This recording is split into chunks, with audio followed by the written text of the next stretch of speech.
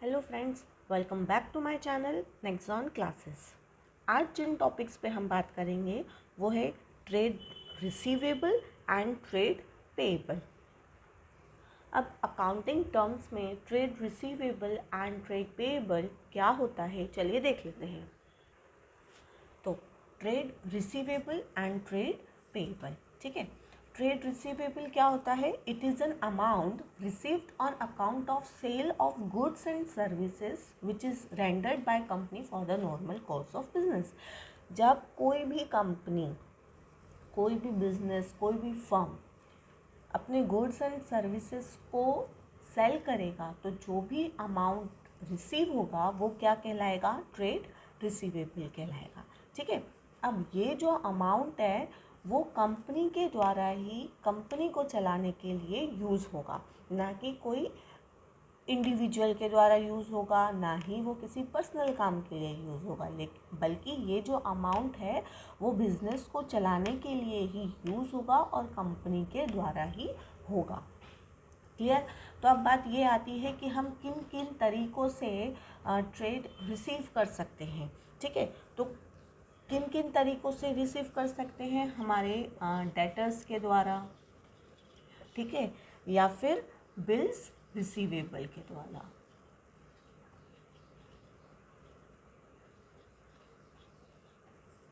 Debtors के द्वारा या फिर बिल्स रिसीवेबल के द्वारा। क्लियर? अब आती है ट्रेड पेएबल। अब ट्रेड पेएबल क्या होता है? जस्ट इसका हम अपोजिट ले लेते हैं। It is an amount paid by the company on account of purchase of goods and services. अब यहाँ पे हमने सेल पे जो भी अमाउंट रिसीव किया था वो हो गया था ट्रेड रिसीवेबल। वहीं पे जब हम अपनी कंपनी के लिए गुड्स एंड सर्विसेज को परचेस करेंगे तो जो भी अमाउंट हम पे करेंगे वो हो जाएगा हमारा ट्रेड पेएबल। क्लियर? अब जो भी गुड्स एंड सर्विसेज को परचेस किया जाएगा वो किसके लिए किया जाएगा? बिजनेस के लिए ही किया जाएगा, ना कि खुद इंडिविजुअलिटी के लिए। क्लियर?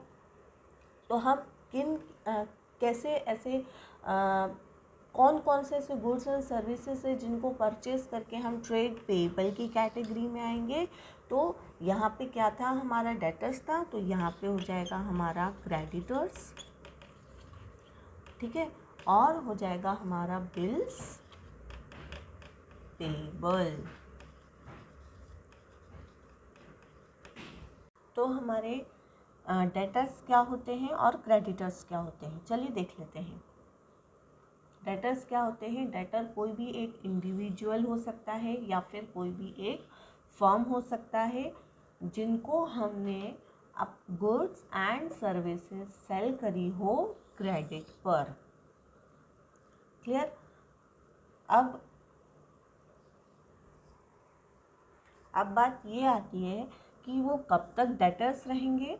तो एग्जाम्पल के थ्रू समझ लेते हैं। मान लीजिए कंपनी ए है, उसने 50,000 के गुड्स को सेल करा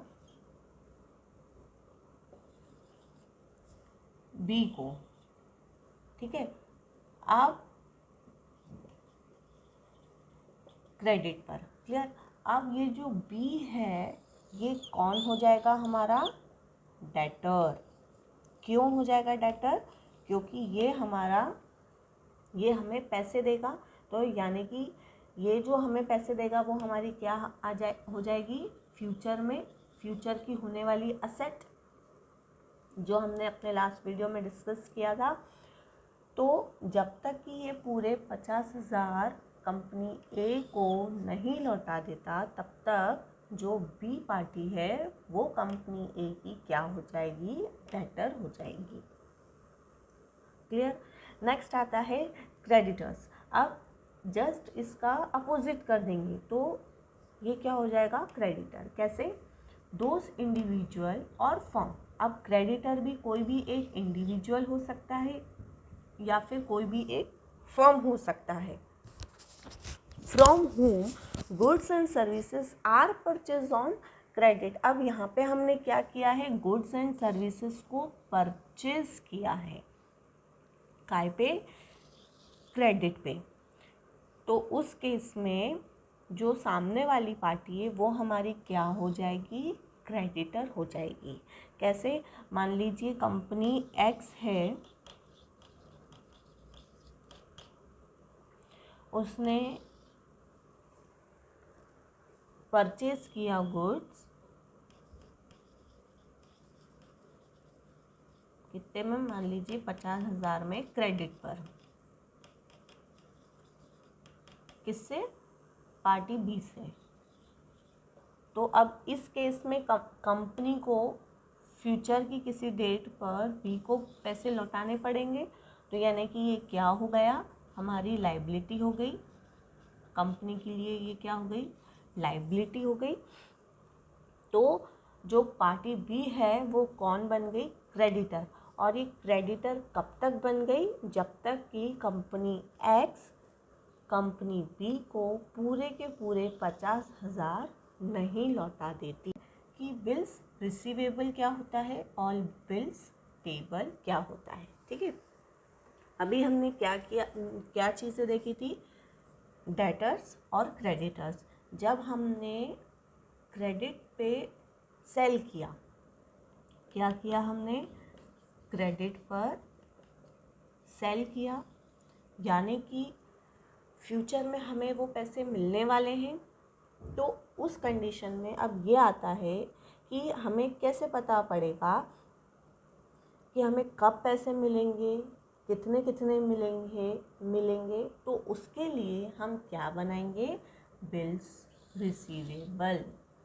ठीक है, तो बिल्स रिसीवेबल क्या हो गया, ये एक अकाउंटिंग टर्म है for bills of exchange. Bills of exchange की क्या है, ये अकाउंटिंग टर्म है जो कि ड्रॉन की जाती है डेटर्स पर। यानी कि इसको कौन बनाएगा, जिसने सेल किया है। मान लीजिए कंपनी, हमने एग्जाम्पल देखा था, उसमें कंपनी ए ने क्रेडिट पे सेल किया था। अब ये जो है ये किसके ऊपर बनाया जाएगा, जिसको सेल किया है, यानी कि हो गई हमारी पार्टी बी। पार्टी बी के ऊपर बनाया जाएगा, जिसमें ये लिखा जाएगा, स्पेसिफाई किया जाएगा कि फ्यूचर की इस डेट को आपको पूरा का पूरा अमाउंट देना है। क्लियर। नेक्स्ट आता है बिल्स पेबल। अब बिल्स पेबल क्या होता है, जब हमने क्रेडिट पर परचेज किया, ठीक है, परचेज ऑन क्रेडिट, तो अब ये कंपनी की लायबिलिटी हो गई उसको पे करने की। तो उस कंडीशन में ये एक अकाउंटिंग टर्म है जो कि क्रेडिटर्स के फेवर में बनाया जाता है, accepted in favour of creditor, कि फ्यूचर की इस डेट को जो कंपनी है वो आपको पैसे दे देगी। क्लियर। अब ये किसके लिए बनाया जा रहा था, डेटर्स के लिए बनाया जा रहा था कि आपको इस डेट पे, फ्यूचर की इस डेट पे कंपनी को पैसे लौटाने हैं। वहीं पे जो बिल्स पेबल है वो बनाया जा रहा है किस लिए, क्रेडिटर्स के फेवर में, कि आपको इस डेट को पैसा दे दिया जाएगा। Clear. That's all for today. If you like my today's video, press the like button and subscribe to my channel for more videos, and don't forget to share my videos. Thank you.